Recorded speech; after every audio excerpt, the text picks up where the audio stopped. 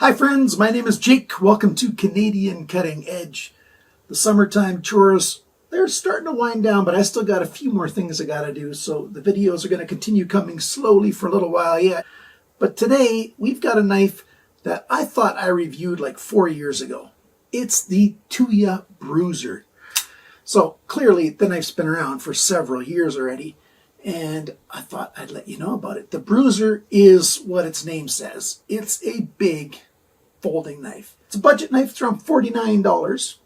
White Mountain Knives, of course, you can save 10% with coupon code CCE.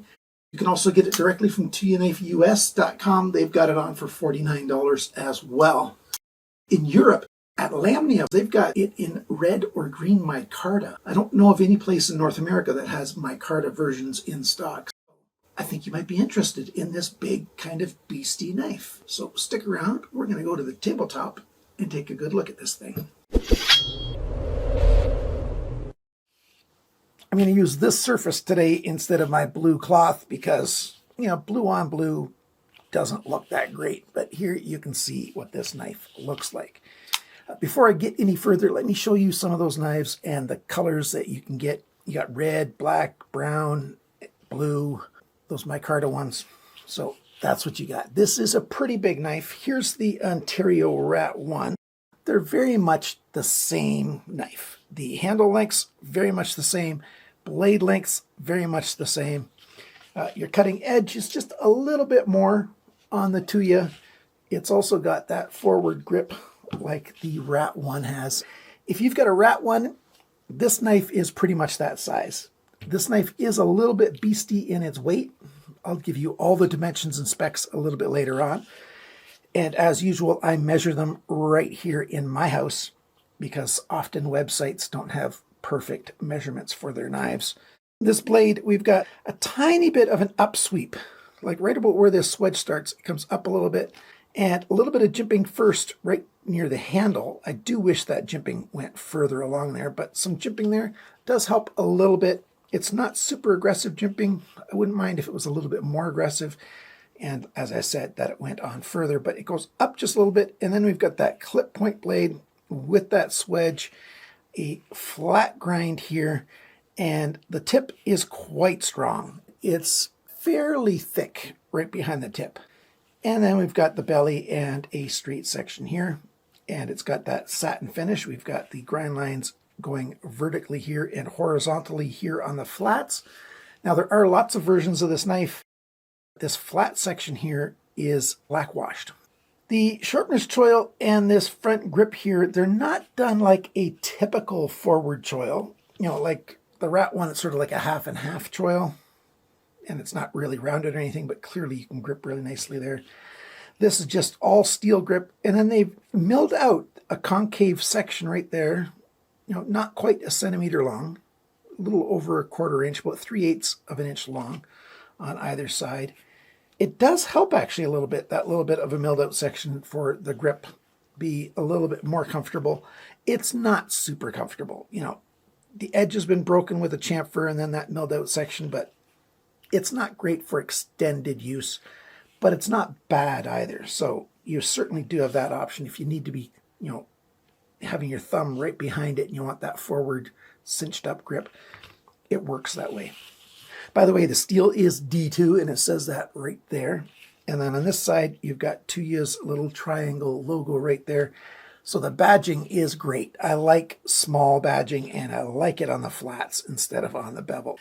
The thickness behind the grind, it's pretty much right at what I want a knife to max out at.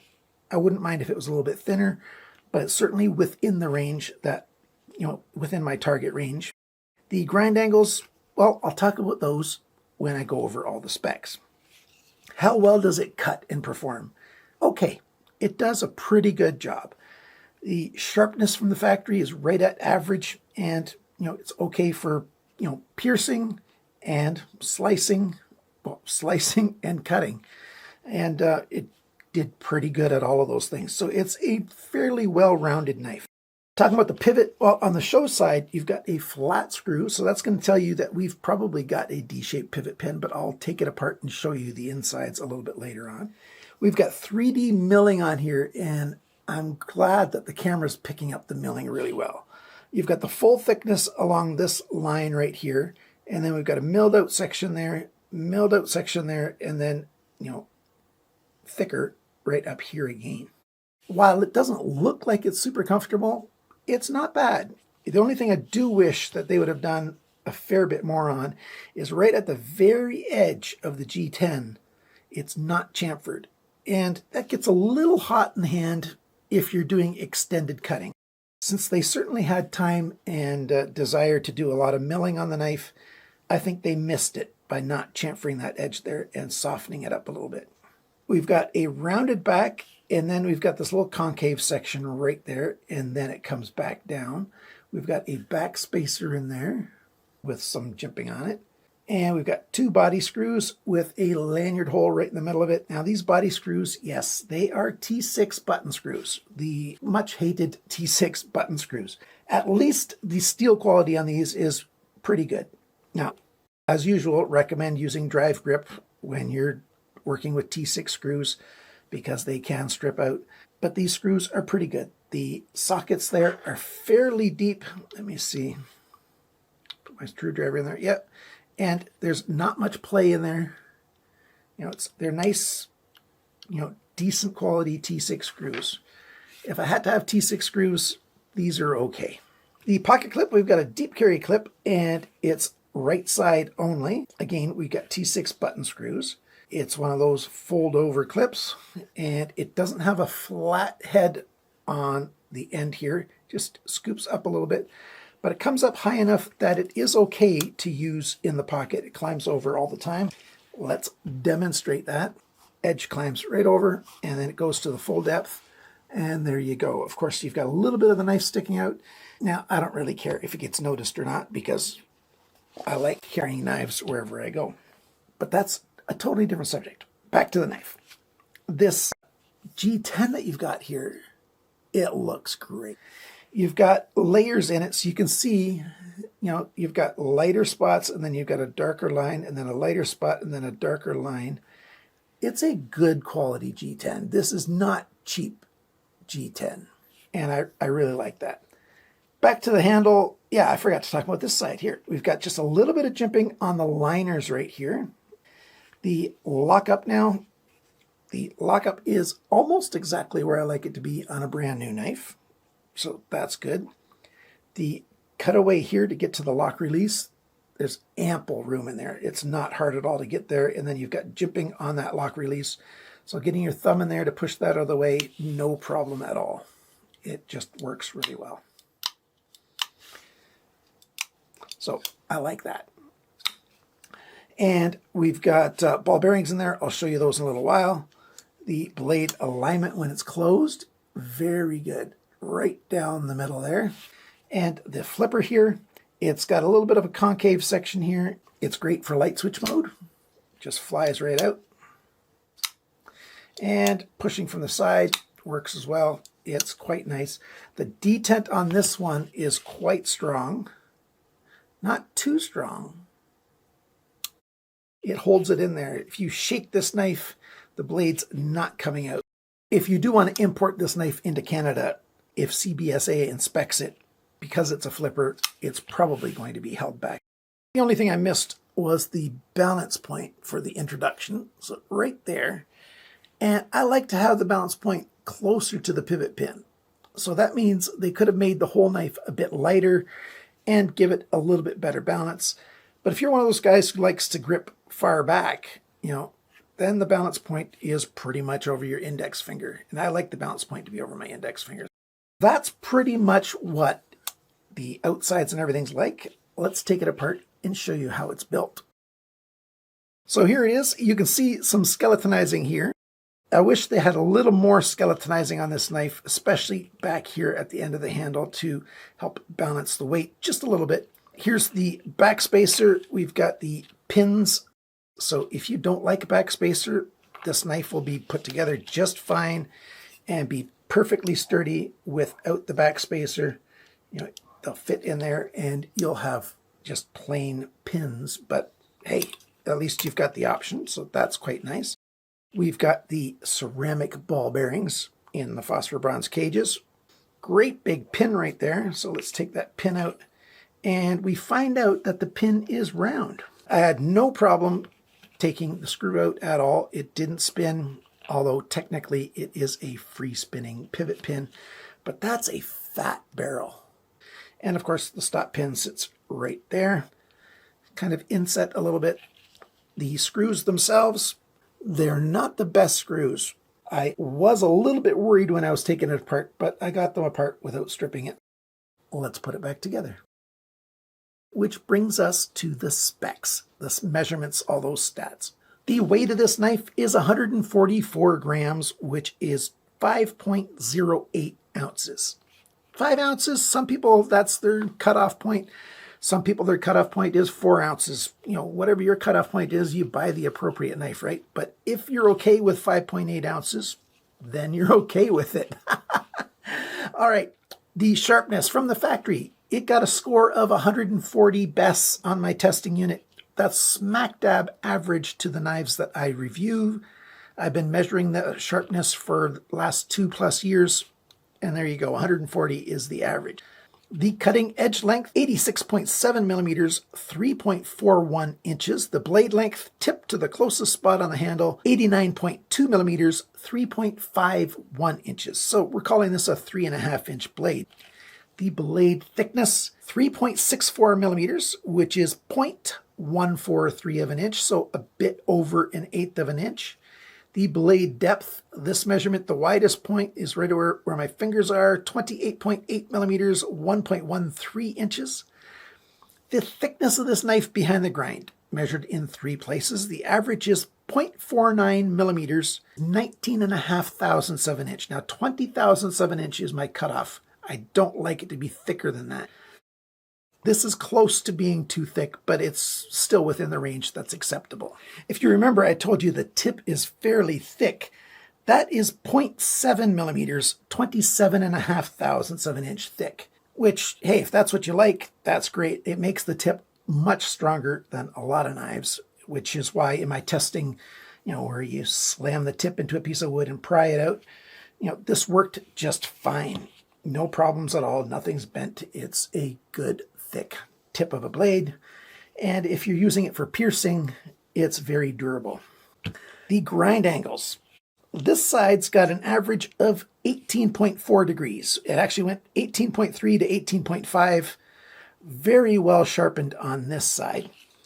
This side, not quite so much. Average of 23 degrees. It started at 19.2 at the tip, ended over here at 26.9, almost 27 degrees. That's 7.7 degrees of change along the length of that. Unfortunately, that is so super common in the industry. You know, it just sucks, but that's what it is. Thankfully, most of you guys know how to sharpen knives, and this can be sharpened, you know, even it out, maybe 18 degrees per side, and you've got a really good ODYSEE knife. Continuing on with the measurements, the handle length, 127.3 millimeters, 5.01 inches, so 3.5 and 5. Pretty good proportions if you ask me.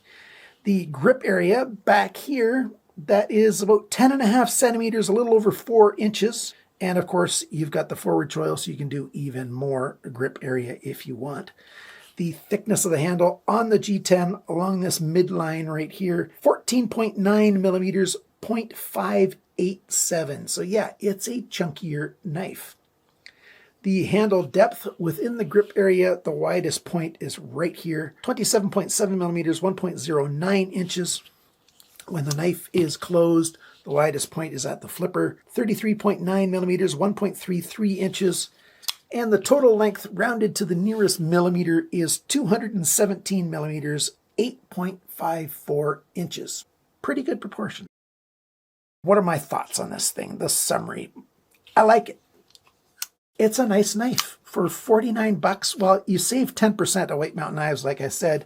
That makes it $44.10 there. Pretty good for 44 bucks. That's about 57 Canadian. I didn't find any stores in Canada that have this knife, unfortunately. So if you really want to get one and you're in Canada, you're going to have to risk buying it from outside of the country. Like I said, you can also get it directly from Dave over at TuyaKnifeUS.com. Dave Warren is a great guy. He did sell this knife to me at a reviewer's discount. So thank you, Dave. One of the things that I find at his store that's really cool, other than his Tuya knives, he's got a selection of leather slips. Some of them have got pocket clips on them. You know, it's just sometimes great to have a leather sleeve or slip to slide your knife in. Probably not something this size, but you know, some of your smaller knives. Check those out. What's good about this knife? It's big. There's a lot of grip area. You've even got a forward choil. There's nothing super hot in hand, although, you know, it's not extremely comfortable. You know, you could do a little bit of sanding on this G10 here. You know, just do it outside with a dust mask. The glass fibers that are in here are just terrible for your lungs. So you can clean it up a little bit and make it a little more comfortable just by breaking that edge, especially on the belly here.